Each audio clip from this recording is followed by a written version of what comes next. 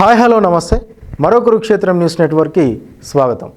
ఇవాళ ఆంధ్రప్రదేశ్కి చెందినటువంటి టాప్ 10 న్యూస్ ఒకసారి చూసే ప్రయత్నం చేస్తే అందులో మొట్టమొదటి అంశం, ఈ మధ్యకాలంలో అర్ధరాత్రి వేళల్లో నడి రోడ్డుపై బర్త్డే వేడుకలు చేసుకోవడం ఫ్యాషన్గా మారిపోయింది. 10 మంది గుమిగూడి కారు లేదా బైక్పై కేక్ పెట్టి కట్ చేయడం, అందరితో కలిసి డ్యాన్సులు చేయడం చేస్తున్నారు. తోటి వారికి ఎంత ఇబ్బంది కలిగినా పట్టించుకోవడం లేదు.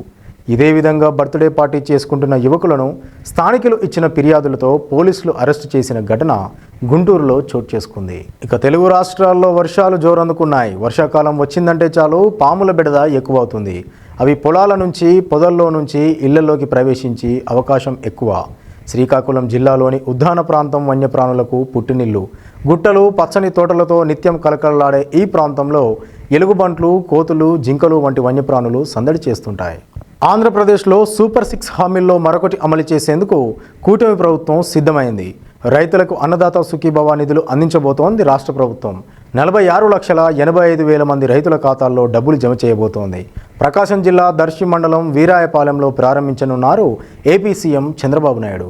71వ జాతీయ చలనచిత్ర అవార్డులను ఆగస్టు 1న ప్రకటించింది కేంద్ర ప్రభుత్వం. డైరెక్టరేట్ ఆఫ్ ఫిలిం ఫెస్టివల్స్ ఆధ్వర్యంలో 2023 సంవత్సరానికి గాను అవార్డులను ప్రకటించారు. బాలకృష్ణ హీరోగా నటించిన భగవత్ కేసరి సినిమా ఉత్తమ ప్రాంతీయ చిత్రంగా ఎంపికైంది. ఈ సందర్భంగా ఏపీ సీఎం చంద్రబాబు ఆనందం వ్యక్తం చేశారు. స్నేహం అన్నాడు, నెమ్మదిగా దగ్గరయ్యాడు. మాయ మాటలతో ట్రాప్ చేశాడు. ప్రేమ పేరుతో వంచాడు, లోపరుచుకున్నాడు. అంతటితో ఆగకుండా తమ వక్రబుద్ధిని బయటపెట్టాడు. చనువుగా ఉన్న ఫోటోలు, వీడియోలతో బ్లాక్మెయిల్ మొదలుపెట్టాడు. అడిగినంత డబ్బులు ఇస్తే ఓకే, లేకపోతే ఇవన్నీ సోషల్ మీడియాలో వైరల్ అవుతాయని బెదిరించాడు. ప్లాస్టిక్ రహిత ఆంధ్రప్రదేశ్ దిశగా రాష్ట్ర ప్రభుత్వం కీలక నిర్ణయం తీసుకుంది. సింపుల్ యూజ్ ప్లాస్టిక్ నిషేధించేందుకు మార్గదర్శకాలను రూపొందించింది. ఇందులో భాగంగానే ఈ నెల 10 నుంచి సచివాలయానికి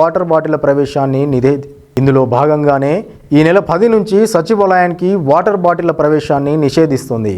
వాటి స్థానంలో రీయూజబుల్ స్టీల్ బాటిల్స్ను ప్రభుత్వమే అందజేయనుంది. దేవుడి సొమ్మే కాజేశాడు ఓ నీచుడు. ఈ ఘటన శ్రీశైలం మల్లికార్జున స్వామి ఆలయంలో జరిగింది. అరగంట ముందే హారతికి సంబంధించిన పనులు చూడాలంటూ పరిచార గర్భాలయంలోకి వెళ్ళేవాడు. ఆ సమయంలో క్లాత్ హుండీలో భక్తులు సమర్పించిన కానుకలను దొంగిలించేవాడని విచారణలో తేలింది. అతడు సుమారు 12 సార్లు దొంగతనం చేసినట్లు పోలీసులు గుర్తించారు. పల్నాడు జిల్లా నరసరావుపేటలోని 2వ పట్టణ పోలీస్ స్టేషన్ పరిధిలోని ఒక కాలనీ. కూలీ పనులు చేసుకునే లక్ష్మయ్యకు 20 ఏళ్ల క్రితమే పెళ్ళయింది.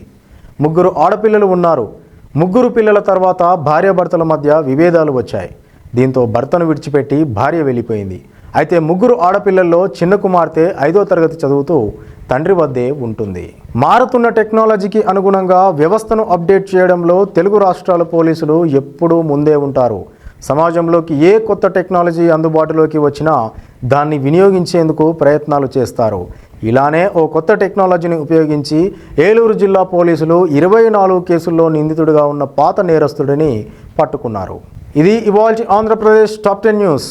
మళ్ళీ రేపు సరికొత్త టాప్ 10తో మీ ముందుకు వస్తాను. అంతవరకు సెలవు. Keep watching, signing off.